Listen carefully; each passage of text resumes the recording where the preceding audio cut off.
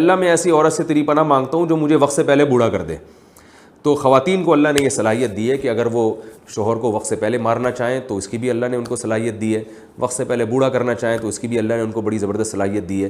تو اس قسم کی صلاحیت والی عورتوں سے آپ شادی نہ کریں. ابھی کچھ دن چند مہینے پہلے کی بات ہے, میں نے بیان میں بھی یہ بات کہی. ایک خاتون آئی, کوئی مسئلہ مجھ سے پوچھنا چاہتی تھیں, کچھ گھریلو مسائل تھے ان کے, وہ چاہتی تھیں کہ میں ان کو اس بارے میں گائیڈ کروں. وہ جب آگے بیٹھی ہیں تو وہ جو بولنا شروع ہوئی ہیں نان اسٹاپ اور اتنی اسپیڈ سے, اور میری بات سن ہی نہیں رہی, مجھ سے مشورہ لینے آئی ہیں اور اپنی سنائی جا رہی ہیں, اپنے بیٹے کی غیبت, اپنے بیٹی کی برائیاں اور اپنے پڑوسی کی برائیاں, اور ہر ایک کی خاندان میں گویا کوئی ڈھنگ کا پیدا ہی نہیں ہوا ان کے. تو خیر میں تو اچھا گمان رکھ رہا تھا, میں نے کہا شاید بیچاری پہ ظلم ہو رہا ہو. پھر مجھے یہ احساس ہوا کہ یہ تو بولے جا رہی ہیں. تو میں نے 10-15 منٹ میں میرا دماغ خراب ہو گیا. تو مجھے یقین ہو گیا کہ ان کے شوہر کا انا للہ ہو چکا ہوگا اب تک. حالانکہ انہوں نے بتایا نہیں کہ میں بیوہ ہوں, لیکن مجھے ان کی باتوں سے اندازہ ہوا. میں نے کہا یار 15 منٹ میں نہیں, ان کو آدھا گھنٹہ ہو گیا, مجھ سے برداشت نہیں ہو رہی. تو یہ تو ایجڈ خاتون ہے, 50-60 سال تو ان کی عمر ہوگی, تو ان کے میاں نے ان کو کیسے برداشت کیا ہوگا.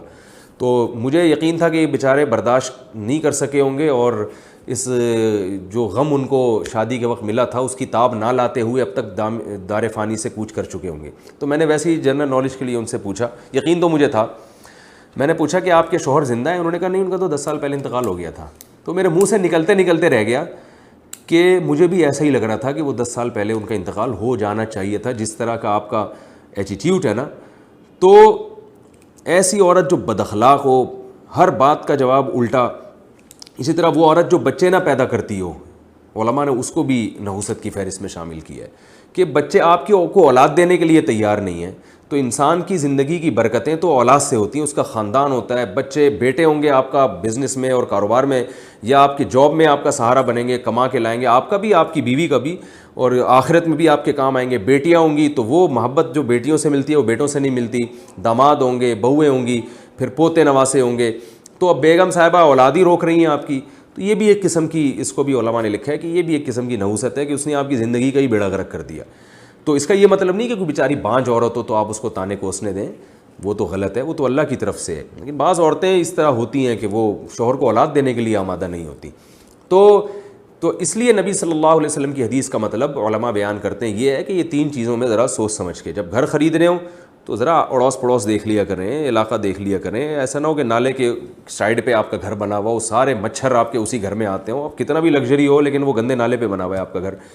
تو یا پڑوسی ایسے ہیں دائیں بائیں کہ آپ کے بچے خراب ہو رہے ہیں, غلط قسم کی فیملی کے ساتھ آپ نے گھر لے لیا, اس کے پڑوس میں لے لیا. تو یہ 3 چیزیں سوچ سمجھ کے, جب سواری ہو تو سوچنے میں ٹائم لگا دیں آپ کافی کہ کون سی گاڑی لینی ہے, یا بائک لینی ہے, یا سائیکل لینی ہے, ٹھیک ہے نا.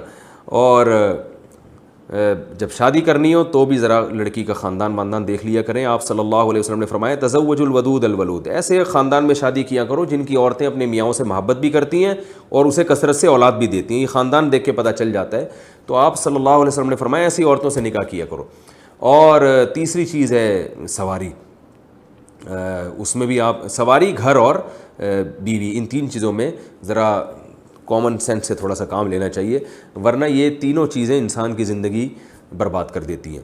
ایک آخر میں ایک بات کروں گا, جن لوگوں کی شادی ہو چکی ہے اب وہ بیچارے پریشان ہیں, بیگم آڑی ترچی مل گئی, تو اب میرے بیان کا کوئی غلط فائدہ نہ اٹھائے اور پتہ نہ ایسا نہ ہو کہ ایسی عورتوں کو طلاقیں دینا شروع کر دے. جو کام ہو گیا تو پھر اس کو تو نبھانا ہی چاہیے. بد اخلاق عورت کو اگر آپ برداشت کریں گے اللہ کی خاطر تو اس پہ اللہ تعالیٰ آپ کو ثواب دے گا انشاءاللہ, آپ کی خطاؤں کو اللہ معاف کرے گا. ہاں بالکل ہی ناقابل برداشت ہو جائے, ڈپریشن میں جانا شروع ہوں, پھر ایک الگ بات ہے. لیکن جب نکاح ہو گیا تو پھر شریعت حتی الامکان جوڑنے ہی کا حکم دیتی ہے. میں اس لیے کہہ رہا ہوں کہ لوگ ایک بات جاتی ہے تو لوگ پھر اس کو مس یوز کرنا شروع کر دیتے ہیں. اب 100% تو گھر میں کوئی بھی صحیح نہیں ہوتا, میاں کون سے 100% صحیح ہوتے ہیں, وہ بھی تو آڑے ترچے ہوتے ہیں. تو عورتیں برداشت کر رہی ہوتی ہیں آڑے ترچے میاں کو. تو اگر آپ کو کوئی بیوی کوئی تھوڑی سی آڑی ترچی ہے تو وہ برداشت کر لیں یار, زندگی کی گاڑی چلانی ہے. اور آپ کسی ہمارے معاشرے میں عورت طلاق دے دو بیچاری کا تو کوئی پرسان حال ہی نہیں ہوتا پھر.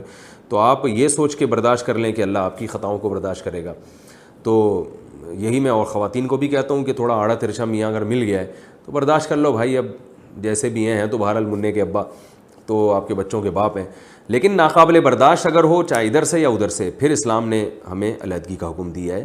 اسلام میں جہاں نکاح ہے وہاں شدید مجبوری میں طلاق بھی ہے, بلا شدید مجبوری کے نہیں ہے, گھر بسانے والے اللہ کو پسند ہے, لیکن سخت ترین مجبوری ہو اور کمپرومائز کی کوئی صورت نہ بن رہی ہو تو پھر اسلام نے کہا ہے کہ امساک بمعروف, بھلے طریقے سے رہو, وہ تسریح باحسان او تسریح باحسان, یا عمدہ طریقے سے علیحدگی اختیار کر لو.